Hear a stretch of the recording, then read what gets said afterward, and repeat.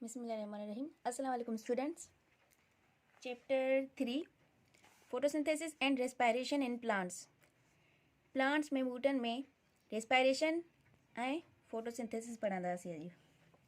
Photosynthesis माना रोशनाई तरकीब। Photosynthesis is a process in plants by using plants in the presence of sun light they can get food. Photosynthesis हिकिड़ो process आहे। इहा रोशनाई तरकीब आहे हिकिड़ी, मतिलबु हिकिड़ो अमल आहे जेको ॿूटनि में थींदो आहे ऐं हिन प्रोसेस जे थ्रू हिन अमल जे ज़रिए प्लांट्स पंहिंजो खाधो पाण तयारु कंदा आहिनि। ठीकु आहे। ऐं पंहिंजो खाधो पाण तयारु कंदा आहिनि। उन में कंपोनेंट्स कहिड़ा ठाहींदा आहिनि? ग्लूकोज़ ठाहींदा आहिनि ऐं ऑक्सीजन। ठीकु आहे। ग्लूकोज़ हिननि जो खाधो बणिजी वेंदो आहे। कुझु हे पाण यूज़ कंदा आहिनि, कुझु ॿियनि जानदारनि लाइ छॾींदा आहिनि। ऐं ऑक्सीजन गैस असांखे रेस्पायरेशन में कमु ईंदी आहे। रेस्पायरेशन बि प्रोसेस आहे जेको हर जानदार में थींदो आहे, पर फोटोसिंथेसिस जेको आहे उहो सिर्फ़ु ऐं सिर्फ़ु प्लांट्स में थींदो आहे, ॿूटनि में थींदो आहे। ठीकु आहे। Internal structure of leaf. पन जी अंदरी सूरत, अंदरी बनावट। पन जे हिन हिसे खे मिड रिब चइबो आहे। Mid rib. हिन फ्लैट हिसे खे चइबो आहे lamina. Flat part of leaf. Flat mean लसो, तराखड़ो। ठीकु आहे। ऐं हिन खे चइबो आहे लीफ स्टाक। ऐं हिन खे चइबो आहे वीन्स। वीन्स हूअं त रगुनि खे चयो वेंदो आहे। हिन में बि प्लांट्स में चाहे पननि में बि वीन्स हूंदियूं आहिनि, रगूं हूंदियूं आहिनि सनड़ियूं। ठीकु आहे। Also they have tubes that transport water and food in and out of the leaf. हिननि में ट्यूब्स पिणु हूंदा आहिनि जेके छा कराईंदा आहिनि? आमदोर फत कराईंदा आहिनि, ट्रांसपोर्ट कराईंदा आहिनि। ठीकु आहे। ट्रांसपोर्ट कराईंदा आहिनि छाजी? पाणीअ जी ऐं खाधे जी। मतिलबु त पाणीअ ऐं खाधे जी ट्रांसपोर्ट कराईंदा आहिनि पन जे अंदरि ऐं पन खां ॿाहिरि। मतिलबु हे ट्यूब्स छा कंदा आहिनि? पहिरियां त ज़ाइलम जे थ्रू ऐं रूट्स जे थ्रू, पाड़नि ऐं ज़ाइलम जे थ्रू धरती मां न्यूट्रिएंट्स वेंदियूं आहिनि पूरे प्लांट में। मतिलबु रॉ मटीरियल, हिकिड़ो कचो मटीरियल वेंदो आहे प्लांट्स ताईं। पोइ उन में तयारु थींदो आहे ग्लूकोज़। ठीकु आहे। ऐं उहो ग्लूकोज़ वरी पूरे प्लांट में विरहाइजी वेंदो आहे। छाजे थ्रू? उहे हे ट्यूब्स आहिनि जिन जे थ्रू खाधो या पाणी प्लांट्स ताईं पुॼे थो ऐं प्लांट्स मां वरी निकिरी थो वञे। चाहे पन हुजनि या सॼी प्लांट बॉडी हुजे, पननि में वञे थो ऐं पननि खां ॿाहिरि निकिरे थो। ठीकु आहे। ऐं जेके पाड़ा आहिनि उहे धरतीअ मां पाणी थियूं खणनि, जज़ब कनि ऐं मैदनियात बि जज़ब थियूं कनि। ठीकु आहे। उहा पननि ताईं पुॼंदी आहे। छाजे ज़रिए इन थींदी आहे? हिननि ट्यूब्स जे ज़रिए। निकिरंदी छाजे ज़रिए आहे? इन्हनि ई ट्यूब्स जे ज़रिए। पाणी पुॼे थो, न्यूट्रिएंट्स हिते पुॼनि था। पोइ उन में खाधो तयारु थिए। जॾहिं खाधो तयारु थो थिए त उहो वरी पननि खां वापसि हले थो सॼे प्लांट्स में, ॿियनि पननि ताईं बि। ठीकु आहे। इहो थी वियो हे सॼो ॿिनि लाइनिन जी इहा हुई वस्फ़। ठीकु आहे। जेके ट्यूब्स था कमु कनि, मतिलबु कि वीन्स में अंदरि ट्यूब्स मौजूदु आहिनि। ऐं बेसिकली हिननि जो जेको वॾो ऑर्गन आहे उहो आहे ज़ाइलम, जेको खणी थो वञे, ऐं फ्लोअम जेको वापसि खणी थो अचे। And leaf pores stomata. पननि जे हेठि हिसे ते सन्हड़ा सन्हड़ा सोराख हूंदा आहिनि जंहिंखे असां चवंदा आहियूं स्टोमेटा। पोर्स मीन सोराख ऐं स्टोमेटा हिन जो बेसिकली नालो ॾिनल आहे हिननि खे, जंहिंजे ज़रिए छा थींदी आहे? Exchange of gases. मतिलबु त जीअं असां साहु खणंदा आहियूं, ऑक्सीजन असांजे अंदरि वेंदी आहे ऐं कार्बन डाइऑक्साइड साहु ॿाहिरि छॾण जे थ्रू असांजे जिस्म मां निकिरी वेंदी आहे। ईअं ई जेके स्टोमेटा आहिनि इहे बि कार्बन डाइऑक्साइड फोटोसिंथेसिस जे प्रोसेस महिल, अमल महिल कार्बन डाइऑक्साइड ॿूटा खणंदा आहिनि न, उहे हिननि स्टोमेटा जे थ्रू खणंदा आहिनि। वरी जॾहिं हिननि मां ऑक्सीजन ॿाहिरि निकिरंदी आहे उहा बि हिननि जे थ्रू ॿाहिरि निकिरंदी आहे। मतिलबु त हिननि में बि हिकिड़ो गैस एक्सचेंज प्रोसेस थींदो आहे जंहिंखे असां रेस्पायरेशन था चऊं। उहो हिननि जे थ्रू थींदो आहे। Chloroplast contain chlorophyll. क्लोरोप्लास्ट हिकिड़ो कंपोनेंट आहे प्लांट्स में जेको मौजूदु हूंदो आहे, ठीकु आहे। उन में अंदरि वरी हिकिड़ो कंपोनेंट हूंदो आहे, ईअं सम्झो सब यूनिट आहे, जंहिंखे क्लोरोफुल था चऊं। हिन क्लोरोफुल जे करे प्लांट्स जेके आहिनि ॿूटा उहे सावा थींदा आहिनि। Leaves are thin and flat, पन सना ऐं लसा थींदा आहिनि, चपटा हूंदा आहिनि, ठीकु आहे। Upper layer is vaccine, prevent excessive loss of water. जेका हुननि जी मथी लेयर हूंदी आहे, पन जो मथियों हिसो हूंदो आहे जेको, उहो लसो हूंदो आहे, ठीकु आहे।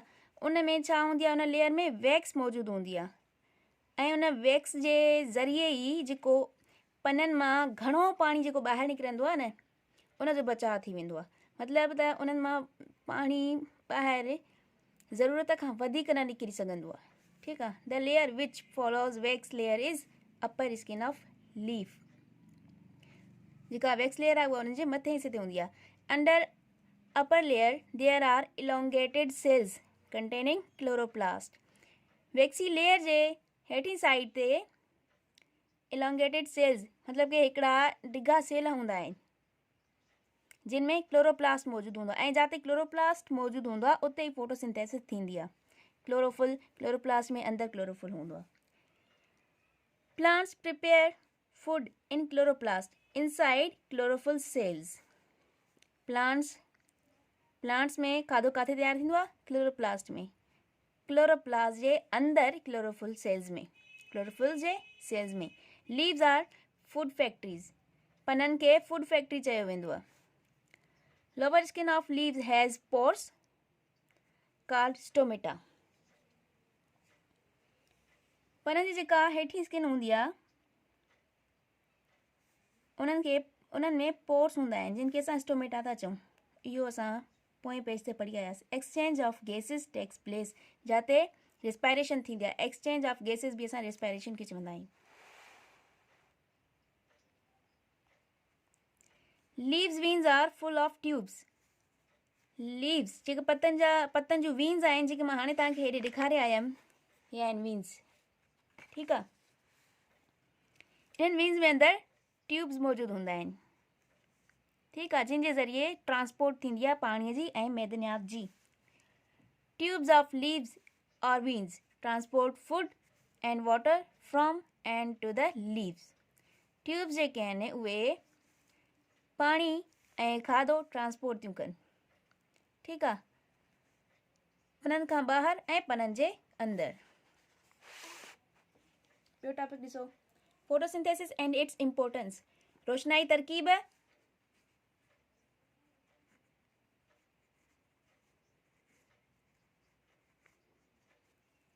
ऐं उनजी अहमियत।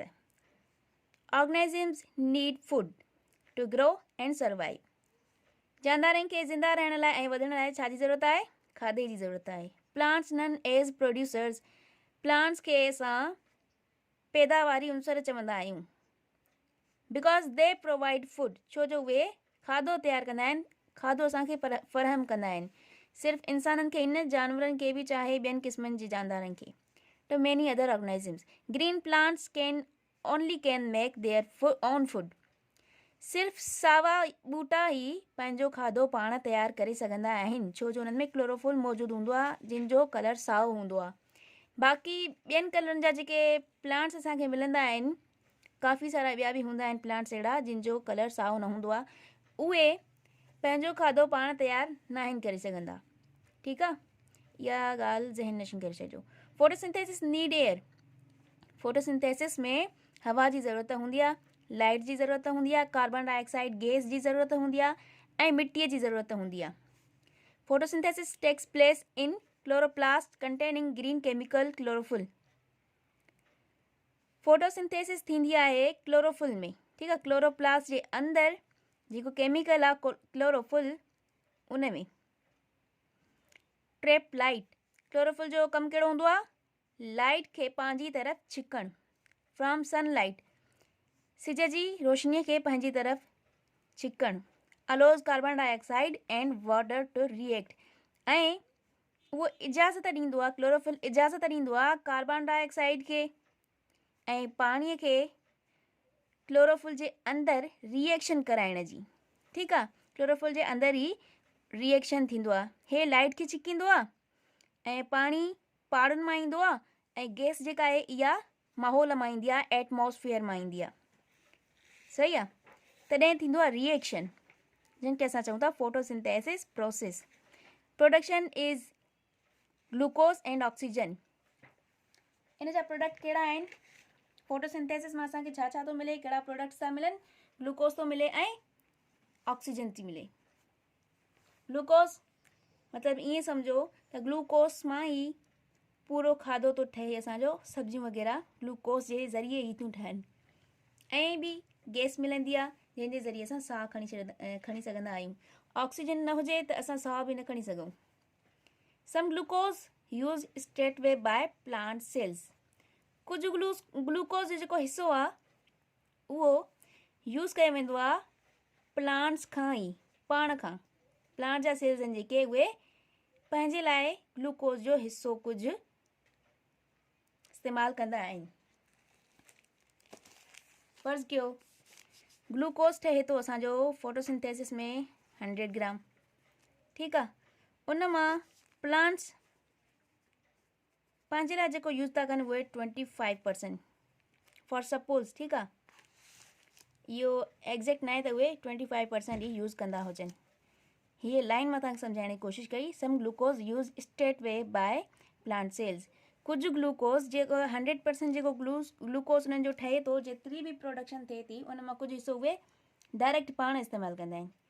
सम converted into starch to store. कुझु हुननि जो जेको आहे उहो बदिलजी वेंदो आहे स्टार्च में। ग्लूकोज स्टार्च में बदिलजी वेंदो आहे ऐं उहो उते पियो रहंदो आहे। उन में उहो छाजे करे पियो रहंदो आहे त जॾहिं काई अहिड़ी कंडीशन थी वेंदी आहे त प्लांट्स वधी न सघंदा आहिनि ऐं पंहिंजे लाइ खाधो तयारु न करे सघंदा आहिनि, त पोइ ही उन्हनि जो बचियल खाधो हूंदो आहे स्टार्च, जेको उन वक़्तु उहे इस्तेमालु करे सघनि। ठीकु आहे, 25% हलियो वियो इन में। सम यूज़ड लेटर फॉर फूड। इहो हिसो आहे जेको है बाद में यूज़ था कनि। ठीकु आहे, ओवरऑल 50% यूज़ थी वियो, बाक़ी हिननि वटि बचे थो आहे ॿियो 50% जेको ॿिया जानवर इस्तेमालु कंदा आहिनि। Word equation of photosynthesis. Word equation of photosynthesis. हाणे फोटोसिंथेसिस जी जेका आहे इक्वेशन उहा हिते वर्ड्स में ठहियलु आहे। 6 मॉलिक्यूल कार्बन डाइऑक्साइड जा प्लस 6 मॉलिक्यूल ऑक्सीजन जा, ॿई सनलाइट जी मौजूदगीअ में रिएक्शन था कनि, तॾहिं असांखे मिले थो ग्लूकोज। ठीकु आहे, हीअ ग्लूकोज जो फॉर्मूलो प्लस असांखे छा थो मिले, ऑक्सीजन थी मिले। 6 मॉलिक्यूल ऑक्सीजन जा मिलनि था ऐं ग्लूकोज थो मिले। ठीकु आहे, कार्बन डाइऑक्साइड जो हे फॉर्मूलो, वाटर जो हे फॉर्मूलो, ग्लूकोज जो हे फॉर्मूलो ऐं ऑक्सीजन जो हे फॉर्मूलो। रिएक्शन कंहिंजी मौजूदगी में थो थिए, सनलाइट जी मौजूदगी में। Leaves most efficient solar panels on earth. पन जेके आहिनि उहे सभिनीनि खां वधीक मिलण वारा सोलर पैनल्स आहिनि असांजी धरतीअ जे गोले ते। ठीकु आहे, leaves wide and flat to large surface area to absorb sunlight. उन जो जेको सरफेस एरिया आहे न उहो तमामु घणो आहे, छाजे लाइ? सनलाइट सिज जी रोशनी जज़ब करण जे लाइ। Leaves are wide as gases reach easily. उन्हनि जो जेको सरफेस एरिया आहे उहो चौड़ो, मतिलबु वेकिरो या मोकिरो घणो इन जे करे हूंदो आहे त जीअं उहे गैसिस खे पाण में जज़ब करे सघनि, गैसिस उन्हनि ताईं पुॼी सघनि। Stomata to gases in and out. Stomata उन्हनि में छाजे लाइ हूंदो आहे, कहिड़े मक़सद लाइ हूंदो आहे त गैस उन्हनि मां अची या वञी सघे। Lots of veins to transport material. केतिरी वीन्स केतिरियूं ई हूंदियूं आहिनि उन्हनि खे, उन्हनि जे लाइ मटीरियल ट्रांसपोर्ट करण जे लाइ। जीअं मां तव्हांखे पोइ ते सम्झाया आहियां त पाणी ऐं खाधो जेको आहे उहो ट्रांसपोर्ट थींदो आहे छाजे ज़रिए, वीन्स जे ज़रिए। वीन्स में अंदरि जेके ट्यूब्स हूंदा आहिनि उन्हनि जे ज़रिए, बेसिकली वीन्स जे ज़रिए ई थी वियो। Necessary factors for photosynthesis. Photosynthesis जे लाइ अहम जुज़ा लाइट। पहिरियां आहे रोशनी light. Chlorophyll in leaves trap light start photosynthesis. As light intensity increase rate of photosynthesis increases. Chlorophyll जेको आहे उहो सिज जी रोशनीअ खे पंहिंजी तरफ़ छिकींदो आहे ऐं फोटोसिंथेसिस जो प्रोसेस जेको आहे अमल उहो स्टार्ट कराईंदो आहे। ऐं जीअं ई उस में जेका तेज़ी वधंदी वेंदी आहे त फोटोसिंथेसिस जो प्रोसेस बि वधंदो वेंदो आहे, उनजो रेट वधंदो वेंदो आहे। Chlorophyll present in chloroplast given green color to plants. Photosynthesis possible because chlorophyll traps light. Chlorophyll जो कमु कहिड़ो आहे? सिज जी रोशनीअ खे छिकणु, ठीकु आहे। ऐं उहो मौजूदु कहिड़े जुज़े में हूंदो आहे? क्लोरोप्लास्ट में, जेको असांखे ग्रीन कलर ॾींदो आहे, मतिलबु कि प्लांट्स खे ग्रीन कलर ॾींदो आहे। टेम्परेचर जो भी अहम किरदार आहे। Photosynthesis is chemical process, so chemical process reaction are all temperature dependent. Photosynthesis जेको आहे इहो टेम्परेचर ते डिपेंड कंदड़ प्रोसेस आहे, ठीकु आहे। केमिकल प्रोसेस आहे पर टेम्परेचर ते डिपेंड कंदड़ आहे। जेकॾहिं घणी थधि थी वेंदी त असांजो प्रोसेस जो रिएक्शन जेको आहे रेट आहे उहो घटिजी वेंदो। ऐं जेकॾहिं गर्मी अञा इलाही वधीक थी वेंदी ज़रूरत खां वधीक, तॾहिं बि असांजो फोटोसिंथेसिस जो प्रोसेस जेको आहे रेट उहो घटिजी वेंदो। मतिलबु त जेकॾहिं घणो वधी वियो बि प्रोसेस सही न थींदो ऐं घणो घटिजी वियो बि प्रोसेस सही न थींदो। 45 डिग्री और in cold temperature photosynthesis becomes slow eight above 45 degree और इन कोल्ड टेम्परेचर। जेकॾहिं 45 डिग्री खां गर्मी वधी वेंदी तॾहिं बि फोटोसिंथेसिस स्लो थी वेंदी। जेकॾहिं टेम्परेचर तमामु घटिजी वेंदो तॾहिं बि स्लो थी वेंदो। वाटर, पाणी कहिड़े कमु ईंदो आहे? Plant absorb water from soil and it's important factor. Plants जेके आहिनि पाण जे थ्रू पाणी खणंदा आहिनि, जज़ब कंदा आहिनि, ठीकु आहे, छा मां? मिटीअ मां। ऐं इहो हिकिड़ो अहम जुज़ो आहे, इहा तव्हां सभिनि खे ख़बर हूंदी I think. Carbon dioxide plants absorb from air necessary for plants. Carbon dioxide जी मां पोइ ते सम्झाए आयमि त हीअ माहौल मां खई वेंदी आहे, प्लांट्स जे थ्रू जज़ब कई वेंदी आहे ऐं हिन जो बि अहम किरदारु आहे। कार्बन डाइऑक्साइड खां सवाइ फोटोसिंथेसिस जो प्रोसेस स्टार्ट ई न थींदो। Respiration in plants. Photosynthesis and respiration are main pathways by which cells trap, store and release energy. Both are interlinked. Photosynthesis and respiration जेके आहिनि इहे ॿ अहम पाथवेज़ आहिनि, ॿ अहम रस्ता आहिनि जिन जे ज़रिए सेल्स जेके आहिनि उहे एनर्जी तवानाई बचाए बि रखनि था, कुझु रिलीज़ बि कनि था, ठीकु आहे। हे ॿई जेके आहिनि रेस्पायरेशन ऐं फोटोसिंथेसिस इहे पाण में इंटरलिंक्ड आहिनि। इंटरलिंक माना इन्हनि ॿिन्हिनि जो पाण में घणो रद्द अमल आहे।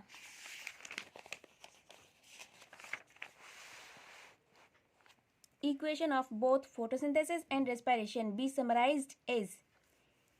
हेठि वर्डिंग में असां इक्वेशन ॾिनी आहे फोटोसिंथेसिस जी ऐं रेस्पायरेशन जी, जीअं त तव्हां ॾिसी सघो था त फोटोसिंथेसिस में असांखे खपंदी आहे कार्बन डाइऑक्साइड ऐं वाटर, ॿई गॾु थींदा आहिनि क्लोरोफिल में अची ऐं उते सनलाइट जेका आहे क्लोरोफिल जे थ्रू छिकी वेंदी आहे ऐं उते थींदो आहे रिएक्शन जिन जे ज़रिए असांखे प्रोडक्शन मिले थी ग्लूकोज जी ऐं ऑक्सीजन जी, ठीकु आहे। रेस्पायरेशन में वरी हिन जे उपतर कमु थींदो आहे। हिते असां खईंसीं कार्बन डाइऑक्साइड ऐं पाणी, ठीकु आहे। हिते असां छा खणंदासीं? ग्लूकोज ऐं ऑक्सीजन जेके असांजे फोटोसिंथेसिस जे उपतर आहिनि। फोटोसिंथेसिस में असांखे ग्लूकोज ठही थो मिले ऐं ऑक्सीजन ठही थी मिले। हिते छा थो थिए? उहो ठहियलु प्रोडक्शन यूज़ थी कई वञे, ग्लूकोज बि खयो थो वञे, ऑक्सीजन बि खई थी वञे। पोइ रेस्पायरेशन जो रिएक्शन थो थिए हिकिड़ो, जंहिंजे नतीजे में असांखे वरी कार्बन डाइऑक्साइड मिले थी ऐं पाणी थो मिले। हिन सां गॾु एनर्जी बि मिलंदी आहे। हिते असां कार्बन डाइऑक्साइड ऐं वाटर फोटोसिंथेसिस में खणूं पिया रिएक्शन जे लाइ। हिते असांखे प्रोडक्शन पियो मिले ऑक्सीजन ऐं ग्लूकोज। हिते उपतर थो थिए, जेको हिन जो प्रोडक्शन आहे उहो हिते इस्तेमालु थो कयो वञे, रिएक्शन थो थिए, पोइ जेका हिते असां खणूं पिया उहे असांखे हिते प्रोडक्शन में थी मिले, जीअं कार्बन डाइऑक्साइड ऐं water. As photosynthesis stops respiration starts. जीअं ई फोटोसिंथेसिस ख़तमु थींदी आहे त रेस्पायरेशन शुरू थी वेंदी आहे। And gives out more carbon dioxide but no longer take इन।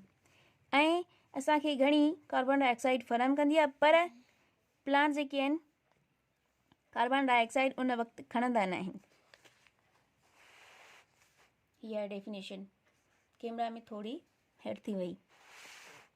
हाणे ॾिसो comparison, comparing photosynthesis and respiration. Photosynthesis energy is needed. Photosynthesis में एनर्जीअ जी ज़रूरत पवंदी आहे, जॾहिं त रेस्पायरेशन में एनर्जी रिलीज़ड, एनर्जी सां एनर्जी जेका आहे रिलीज़ कई वेंदी आहे। मतिलबु कोई बि जानदार आहे उनखे एनर्जी मिलंदी आहे ऐं हिन में उन मां एनर्जी खई वेंदी आहे। Photosynthesis occurs in plants only. Photosynthesis सिर्फ़ु प्लांट्स में थींदी आहे, ॿूटनि में थींदी आहे, ऐं रेस्पायरेशन हर जानदार में थींदी आहे, occurs in all organisms. Photosynthesis food making process. हीअ हिकु खाधे ठाहिण जो प्रोसेस आहे। Respiration food using process. Respiration हिन ई खाधे खे इस्तेमालु करण जो प्रोसेस आहे। Photosynthesis traps energy to produce food glucose. हीअ एनर्जी खे छिकींदो आहे छा जे लाइ? फूड ठाहिण जे लाइ, ग्लूकोज ठाहिण जे लाइ। ऐं रेस्पायरेशन में छा थींदो आहे? Breaks glucose to produce energy. Respiration में ग्लूकोज खे टोड़ियो वेंदो आहे एनर्जी हासिल करने जे लाइ। Carbon dioxide used. फोटोसिंथेसिस में कार्बन डाइऑक्साइड इस्तेमालु थींदी आहे, जॾहिं त रेस्पायरेशन में कार्बन डाइऑक्साइड जेका आहे उहा पैदा कई वेंदी आहे। Thank U.